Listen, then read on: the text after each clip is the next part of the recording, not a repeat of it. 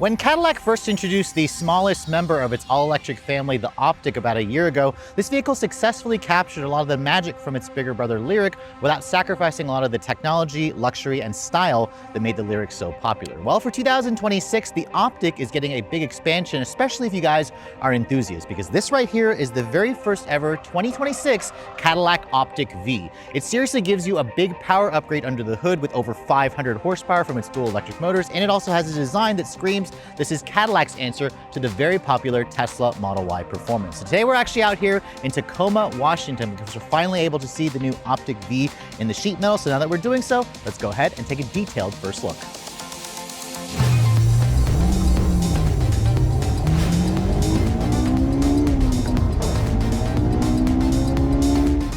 Now, before we start talking about the unique exterior design for this 2026 OPTIQ-V, let me first go ahead and pop the hood and show you guys if this vehicle has a front trunk. Now, just like the regular OPTIQ, as you can see, this vehicle does not have a front trunk. Instead, you're gonna find the big electric motor at the front axle with all the wires and the components, of course. There's not even an engine cover underneath here, and I am still a little disappointed that the OPTIQ and the Lyriq does not have a front trunk. But of course, since we're underneath here, let's go ahead and talk about the powertrain specs. Just like the regular OPTIQ, the OPTIQ-V will utilize an 85 kilowatt-hour battery pack that's good for up to 275 miles of range, so it drops about 25 miles compared to the regular OPTIQ. Dual electric motors are standard. However, unlike the regular OPTIQ, which only makes 300 horsepower and 354 pound-feet of torque, this has significantly more. We're talking 519 horsepower and 650 foot-pounds of torque. That's a whopping 119 horsepower more and nearly 300 pound-feet of torque more versus the standard OPTIQ, which comes, of course, with their dual electric motor system. It all goes out through a one-speed direction gear transmission, and with electronic all-wheel drive standard. Cadillac says this model should be good for 0 to 60 now in 3.5 seconds. The last non-V OPTIQ that we tested did it in around 6 seconds. So again, this is a significant improvement, and Cadillac also says the top speed should be around 130 miles per hour plus. Now, this is an OPTIQ. It's the baby, SUV of the electric family, so it'll tow a maximum of 1,500 pounds. And as this car sits, it should weigh in at around 5,400 pounds. I expect it to be a little bit heavier versus the regular OPTIQ, but of course, we don't have all those detailed specs yet because this vehicle technically isn't on sale yet. But let's go ahead and close up the hood here and talk about the exterior styling. Now, first of all, we are here in Tacoma, Washington, where it's typically not sunny. So I don't know what happened here, because usually it's cold and rainy, but I'm loving this, 70-degree weather in the sun, because you can really see the beautiful deep ocean tint coat exterior color. This is a new color that's unique to the V version of the OPTIQ. It has a lot of beautiful metallic fleck, and as of course this is the V, it comes standard, of course, with the sport body styling. So you have kind of like a closed-off version of the Cadillac crest grille with their wreathless crest logo in the center. It has, of course, some intricate LED ambient lighting, where it has this kind of LED lighting that has like a signature dance along with the illuminated Cadillac logo. Of course, the headlights, as you can see, absolutely stunning with their art and science design theme here. It has a sequential LED turn signal. The headlights have like a darked out tint to them with the individual LEDs. There's a total of 1, 2, 3, 4, 5, 6, 7, 8, 9 individual LEDs. It really creates a distinctive light signature, of course, with the different textures that you find in the grille carried over down here, with some functional and non-functional openings. You can see the front splitter here is carbon fiber. That is standard. You can also upgrade to even more carbon fiber along the side sill, along the rear of the vehicle. This vehicle actually does have the upgraded carbon fiber, which looks good, of course, with the gloss black, the front camera system, the integrated parking sensors, and of course, this beautiful deep ocean blue tint coat. I really think this color looks phenomenal on this car, and it really makes the vehicle look a lot more premium and a lot more sporty versus, a more, mainstream or more neutral color that you've seen on the OPTIQ. Now, moving around the side profile, again, this is the company's baby electric SUV, but it's actually still a big vehicle considering this is their smallest and most affordable offering. Wheelbase is 116 inches long with a 190-inch long overall length. This vehicle is around 3 inches longer than the Tesla Model Y, but again, this is essentially Cadillac's answer to a Model Y because it's around the same size, it's around the same price. For the vehicle, you can see the wheels on this model. These are the standard 22-inch reversed rim, kind of like a gunmetal gray, almost black 6-spoke design for the wheels. The wheels themselves, love the way they look on these Continental Sport Contact 6 summer tires. They're 275 by 40 R21-inch wheels. So a 21-inch wheel is standard. The brakes are also been upsized. I believe those are just over 15 inches, clamped down by a 6-piston Brembo caliper painted in blue. You can also have it painted in torch red, I believe. This combination here with the full paint finish for the wheel arch trim, along with just over 6 inches of ground clearance. So they've optimized the suspension here. They've lowered it, they've stiffened it, of course. It's gonna all improve the handling dynamics, but at the same time, Cadillac says they're still gonna preserve that comfortable ride quality that Cadillacs are known for, along with their continuous damping control system, which again should help you, tackle those, city roads or those back roads that you might want to drive this vehicle on. Now, in terms of the charge port door, you can see the Cadillac logo here. If you push that area, it's a motorized door. And unlike the Lyriq, which this vehicle, as you can see, comes with the NACS plug, the J3400 plug, that allows you to have access to over 15,000 Tesla superchargers across the country. This vehicle technically runs on the 400-volt architecture, just like the regular Optic. It'll accept up to 150 kilowatts. It has an 11.5 kilowatt onboard charger, expected to take around 35 minutes to go from 10 to 80%. And like I said earlier, around 275 miles of range. So still pretty decent range numbers. I was surprised that the performance version only drops the range by around 25-ish miles or so compared to the regular model. Now, as you can see, being that this is the V version, you have a standard black roof on this model with these black painted side mirrors, integrated turn signals, of course, full 360 camera, power folding, and then you can see there's also a panoramic glass roof. That glass roof sadly does not open up to vent air, but it certainly looks good, of course, with the black accents along here as well. And then as you can see, this little area here, Cadillac's been using this little design print for their V models for years. I love how it now has this kind of blue accent at the top. It really kind of creates this interesting style detail over the side pillar, where this is partially glass, where you can see through, but at the same time, it's mostly just a design statement. Looking at the rear, you can see the design at the back looks pretty similar to the regular Optic, but there's a couple of changes here. First of all, that spoiler looks the same. You have that same kind of two module design for the LED taillights, which kind of have, again, that interesting look to it, where it has a three-dimensional look. I also love the LED turn signals and the LED brake and reverse lights. As you can see, there's a carbon fiber spoiler that kind of sits here in between the glass. As you can also see, there's no rear wiper back here, so this design is designed to be aerodynamic, so you don't necessarily need a rear wiper. This carbon fiber that you see at the rear and down here at the rear splitter, I believe, is an optional charge. Cadillac hasn't talked about what the pricing yet of that model will be.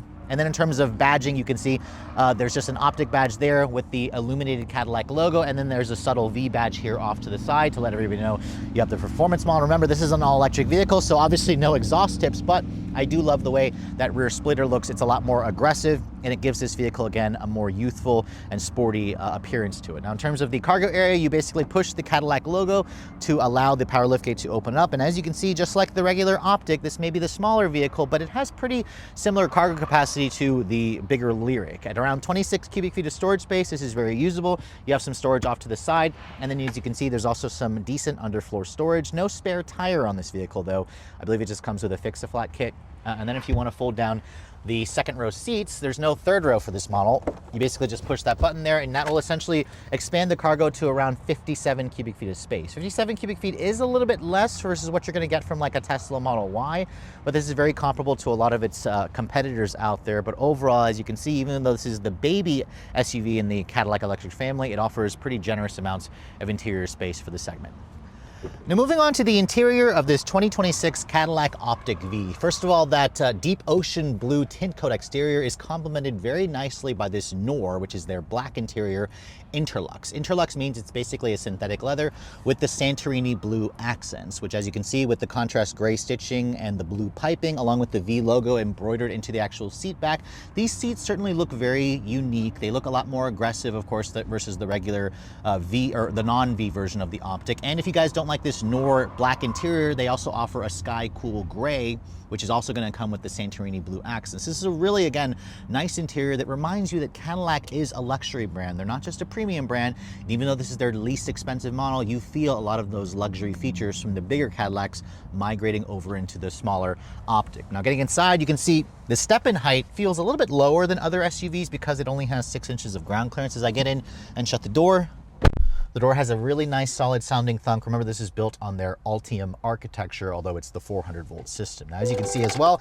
here's the key fob for the vehicle. This is the current Cadillac Intelligent Access Key. It's very similar to other GM products aside from the Cadillac logo here, but it has lots of buttons here for unlock or for lock, unlock, remote start, power liftgate, and then a panic function. I don't believe Cadillac offers a phone as a key for this vehicle, but just like other EVs, there's no start-stop button. You basically have the key in here, you sit your butt in the seat, and then you put your foot on the brake, and that will turn on all the electronics with the typical GM chime and bongs, of course. And then just like the regular Optic, all the OPTIQ-Vs will come standard with their 33-inch curved OLED display. Now, this display, of course, has Google built in. It still lacks wireless Apple CarPlay and Android Auto, which is extremely frustrating, but this screen looks incredible. As you can see, the center screen here is a touch screen. It's controlled with your finger. As you can see, it's a really close reach for myself. Your drive mode selector is here. You can also change the themes for the background with this new V-Series background, which kind of has like a red theme versus the flow that comes with the regular model. It also has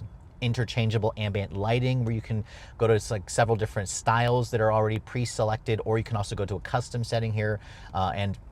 This screen in general, as you can see, looks really good. It looks very modern. It also has the built-in Google built-in. However, the lack of wireless Apple CarPlay and Android Auto still very much infuriates me. Now, when I put the vehicle into reverse, you can see there's your full 360 camera that's included with this trim. It gives you trajectory, it gives you parking sensors, it gives you distance markers along with cross-traffic braking. I don't love how the camera doesn't take up the entire display, but the quality and the resolution, I'd say, is probably average.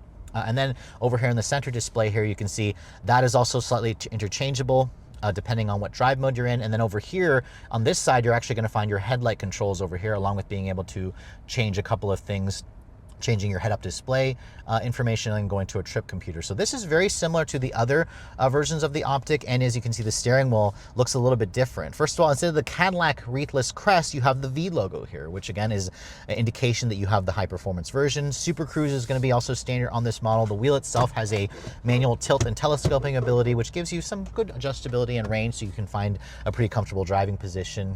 And these seats are also heated and ventilated. They adjust, I believe, in 12 different ways. You have two-person memory on both the driver and the passenger side, and you also have hard buttons here for the seats. And I also forgot to mention the seats are massaging. Just like in the regular Optic, Cadillac included the massaging seats because, again, this is supposed to be just an incredibly well-equipped model. Now, in terms of the material quality, it still feels premium. So as you can see, this upper door panel material has this kind of like textured cloth. This is actually made from recycled polyester, if I remember correctly. There's more of that interlux here on the lower portion with the contrast blue stitching. There's like an aluminum accented door handle here, and the seat controls are located here on the seats. Everything has kind of like a high quality feel. It actually has a really nice clickiness to it, and the windows are one touch up down for all four. So again, lots of nice upscale touches, even though this is their baby model. Now, in terms of the dashboard materials, you can see there's a soft touch injection molded plastic. This does feel a little bit cheap. I don't love the way this feels, but more of that kind of fabric polyester here on this lower part of the dash. I also like how the air vents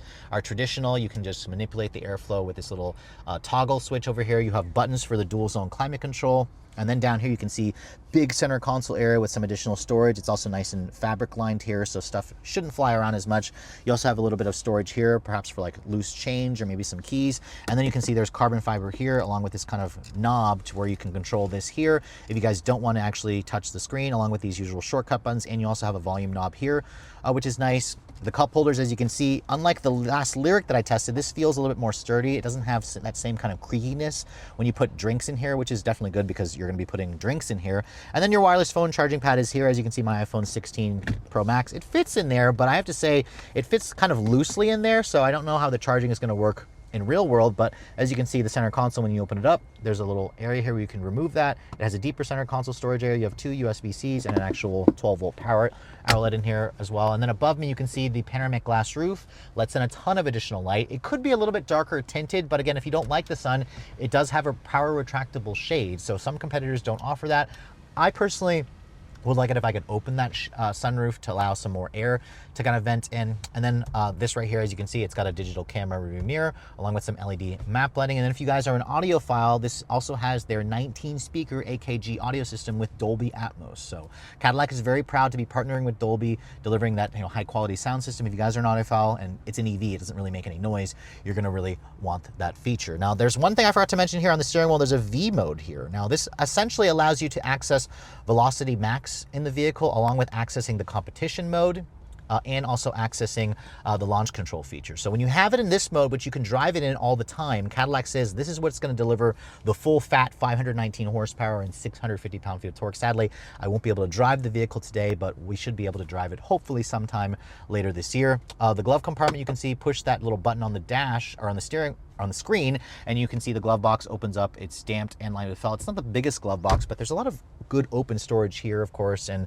around the vehicle. And then the seats, like I said earlier, Interlux, so fake leather, but they feel almost as nice as real leather. They're comfortable, they're supportive, the massage function works okay. I was just in a Volkswagen Tiguan that had a little bit better of a massage, but this is still nice how it's included.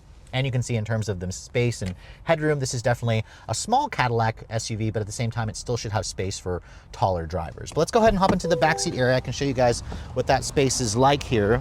As you can see, the door handles are interesting because they pop out, but they're also not the same kind of annoying pop-out handles like you find from some competitors. But looking at the backseat area, you can see it's obviously wide enough to fit 3 people across. You have a completely flat floor back here, and Cadillac says you have around 37.8 inches of legroom, which is certainly not bad. This is going to be competitive with most of the vehicles in the segment. You can see the seats themselves, they don't offer the ability to recline, but you can fold the seat down. It creates almost a flat floor. There's a little bit of a inclination there, but overall it's certainly still nice. Now getting back here, you can see once you're back here, I love these blue seat back covers for the front seats. It certainly just adds a pop of color to this interior.